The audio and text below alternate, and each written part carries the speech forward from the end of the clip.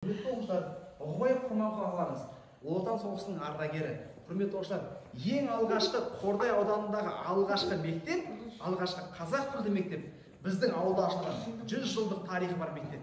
Алғашқы мектеп біздің ауылда салған. Сол мектептің құрылысына осы Бұғыбаев Құрманқұл ағаларыңыз қатысқан. 1920 жылғы алғашқы мектеп. Сол мектепке Нұрсұлтан Әбішұлы Назарбаев келген 90-шы жылдар, құрметті оқушылар. Енді қараңыздар, Бұғыбаев Құрманқұл ағаларыңыз мектептің жанына арнайы музей ашқан. Қараңызшы, күміс шашпау, күміс білек сақтаған. Ал мынау қазақ әскерінің шынайы қылышы. Мынау қылышта қанша қарақшының мойнының қаны жатыр, яғни шын адамдарды өлтірген қылыш болуы мүмкін.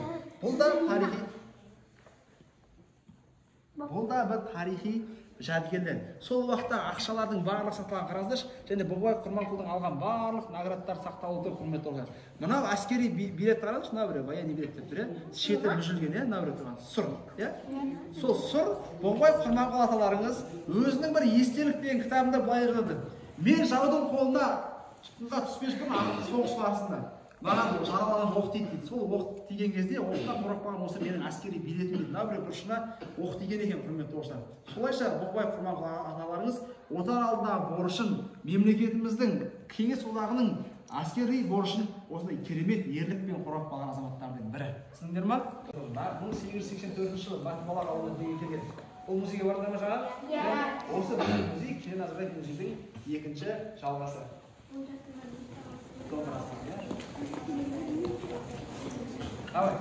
Зиялылары алыстан алаш десе аттанамын, қазақпын, қазақ десе неге сақтанамын, болғанда әкем қазақ, шешем қазақ, ертең мен қазақтан сақтанамын деп атап кеткен біздің алаш зиялылары.